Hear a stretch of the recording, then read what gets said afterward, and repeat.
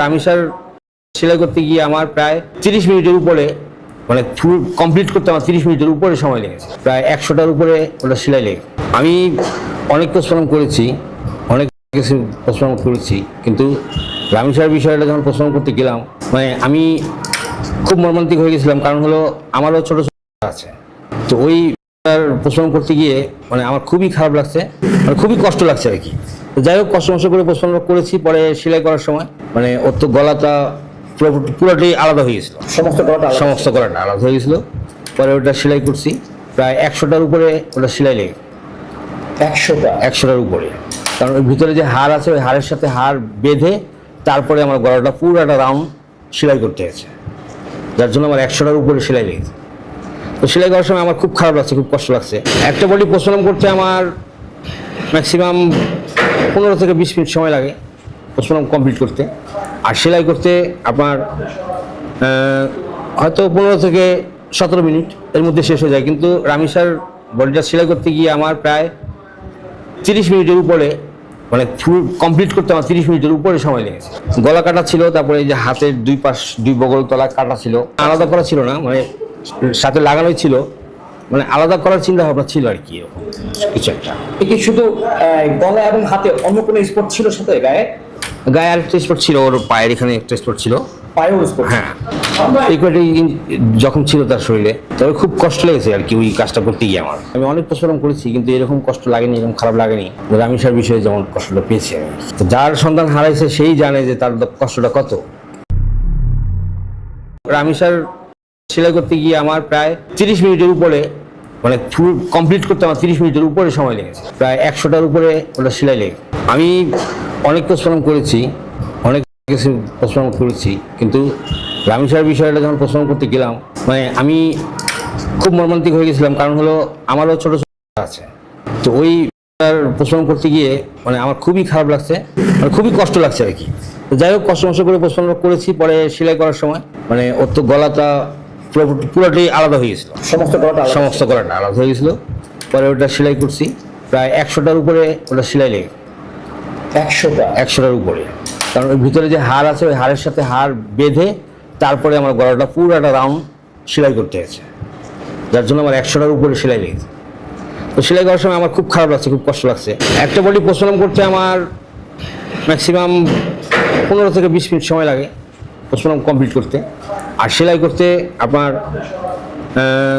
হয়তো 15 থেকে 17 মিনিট এর মধ্যে শেষ হয়ে যায়। কিন্তু রামিসার বডিটা সেলাই করতে গিয়ে আমার প্রায় 30 মিনিটের উপরে, মানে ফুল কমপ্লিট করতে আমার 30 মিনিটের উপরে সময় লেগেছে। গলা কাটা ছিল, তারপরে এই যে হাতের দুই পাশ দুই বগল তলা কাটা ছিল, আলাদা করা ছিল না, মানে সাথে লাগানোই ছিল, মানে আলাদা করার চিন্তা ভাবনা ছিল আর কি, এরকম কিছু একটা। কি শুধু গলা এবং হাতে অন্য কোনো স্পট ছিল সাথে গায়ে? গায়ে আরেকটা স্পট ছিল, ওর পায়ের এখানে একটা স্পট ছিল। পায়েও স্পট? হ্যাঁ, যখন ছিল তার শরীরে, তবে খুব কষ্ট লেগেছে আর কি ওই কাজটা করতে গিয়ে আমার। আমি অনেক পরিশ্রম করেছি, কিন্তু এরকম কষ্ট লাগেনি, এরকম খারাপ লাগেনি রামিসার বিষয়ে যেমন কষ্টটা পেয়েছি আমি। তো যার সন্তান হারাইছে সেই জানে যে তার কষ্টটা কত। কি বলবো, আসলে কিছু বলার নাই। আমাদের দেশে মনুষ্যত্ববোধ চলে গেছে, মনুষ্যত্ববোধ মানুষের নাই, মনুষ্যত্ববোধ হারায় গেছে। কারণ শেষ জমানা এসে গেছে, কি যে হইব দুনিয়াতে আল্লাহ একমাত্র ভালো জানেন। আল্লাহর কাছে মাপ চাই, দোয়া চাই যেন আল্লাহ এমন দিন কারো না করে। একমাত্র রামিসার মা বাবাই জানে যে কত কষ্ট তাদের ভিতরে, কত ঝুলে যাইতেছে তাদের ভিতরে। তাদের দেহতে প্রাণ নাই, তারা এখন জীবন্ত লাশের মতো জীবনযাপন করব। যারা এই কাজটা করছে, যে কুকুরে এই কাজটা করছে, আল্লাহ যেন তারে উপযুক্ত শাস্তি দেন, উপযুক্ত শাস্তি। আবার শুনলাম তার বউ নাকি সাথে ছিল। যাই হোক, আল্লাহ যেন তাদেরকে উপযুক্ত শাস্তি দেন। আল্লাহ যেন রামিসার মা আর বাবার উপরে রহমত নাজিল করেন। তো এই দোয়াই করি আল্লাহর কাছে, এরকম দিন যেন কত বড় কুকুর হইলে একটা মেয়েকে এইভাবে এই ধর্ষণ কইরা তারপরে গলাটা পর্যন্ত কাইটা ফালাইতে পারে, তাহলে কি পরিমাণ জানোয়ার আর কি পরিমাণ কুত্তা হইলে এই কাজটা করতে পারে। আহারে, আল্লাহই জানে একমাত্র। তো যাই হোক, কিছু আর বলার নাই। রামিসার লাশটা কাটতে যে গেছে ডুম, তারও কলজারা কাঁপছে। তারিখ বুঝে নেবার যে কেমন লাগতা, অথচ যে মারছে তার একটু কাঁপে নাই রুহুটা।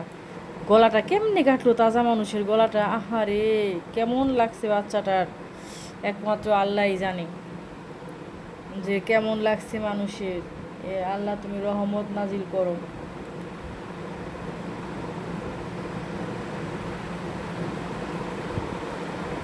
রহমত নাজিল করো, এরকম দিন যেন আর কারো না আসে, এরকম দিন যেন আর কোনো মানুষের না হয়, আল্লাহ যেন রহমত করে। তো এরকম একটা ছোট বাচ্চা এইভাবে প্রাণ যায়, তার মধ্যে আবার ধর্ষণ করে, কিভাবে এত ছোট বাচ্চা দেখলে কিভাবে ওদের এরকম মনোকামনা জায়গায় উঠে, আমি বুঝি না। যে নিজেদের একটা আত্মসম্মান বোধ থাকে মানুষের, যে এতটুকু একটা ছোট শিশু, তারা দেখলে মায়া লাগবো, তারা দেখলে মা বোন নিজের বাচ্চা এরকম ফিল হইব, তারে দেখে কিভাবে তাদের এই ধরনের মনোকামনা জায়গায় ওঠে, একমাত্র আল্লাহই জানে। এরকম কুত্তার জগতে দু একটাই আছে, সব নাই, তাহলে তো দুনিয়াটা বাঁচত না, আসলে দুনিয়াটা চলতো না তাহলে। তো যাই হোক, আল্লাহ যেন রহমত করে, এরকম দিন যেন কারো না হয়। আল্লাহ তুমি রহমত করো, তোমার কাছে পানা চাই, তোমার কাছে পানা চাই, এরকম দিন তুমি কোনো মা বাবার কইরো না আল্লাহ। আল্লাহ তোমার কাছে রহমত নাজিল চাই, রহমত দাও আল্লাহ, রহমত দাও। কি বলবো, আসলে কিছু বলার নাই। আমাদের দেশে মনুষ্যত্ববোধ চলে গেছে, মনুষ্যত্ববোধ মানুষের নাই, মনুষ্যত্ববোধ হারায় গেছে।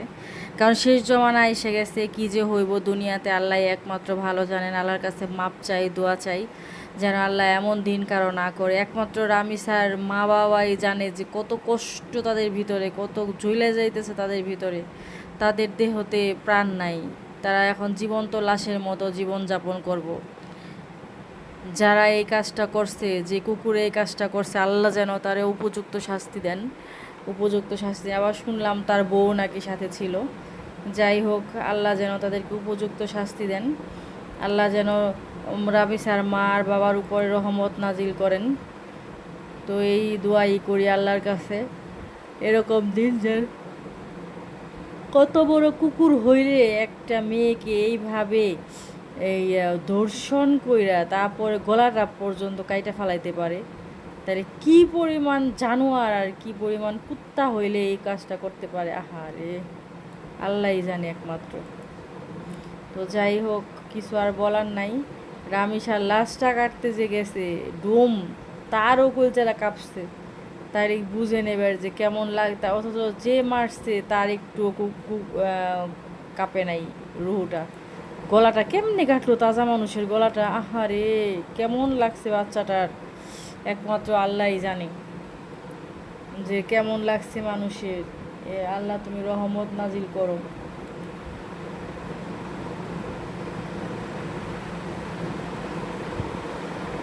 রহমত নাজিল করো, এরকম দিন যেন আর কারো না আসে, এরকম দিন যেন আর কোনো মানুষের না হয়, আল্লাহ যেন রহমত করে। তো এরকম একটা ছোট বাচ্চা এইভাবে প্রাণ যায়, তার মধ্যে আবার ধর্ষণ করে, কিভাবে এত ছোট বাচ্চা দেখলে কিভাবে ওদের এরকম মনোকামনা জায়গায় উঠে, আমি বুঝি না। যে নিজেদের একটা আত্মসম্মান বোধ থাকে মানুষের, যে এতটুকু একটা ছোট শিশু, তারা দেখলে মায়া লাগবো, তারা দেখলে মা বোন নিজের বাচ্চা এরকম ফিল হইব, তারে দেখে কিভাবে তাদের এই ধরনের মনোকামনা জায়গায় ওঠে, একমাত্র আল্লাহই জানে। এরকম কুত্তার জগতে দু একটাই আছে, সব নাই, তাহলে তো দুনিয়াটা বাঁচত না, আসলে দুনিয়াটা চলতো না তাহলে। তো যাই হোক, আল্লাহ যেন রহমত করে, এরকম দিন যেন কারো না হয়। আল্লাহ তুমি রহমত করো, তোমার কাছে পানা চাই, তোমার কাছে পানা চাই, এরকম দিন তুমি কোনো মা বাবার কইরো না আল্লাহ। আল্লাহ তোমার কাছে রহমত নাজিল চাই, রহমত দাও আল্লাহ, রহমত দাও।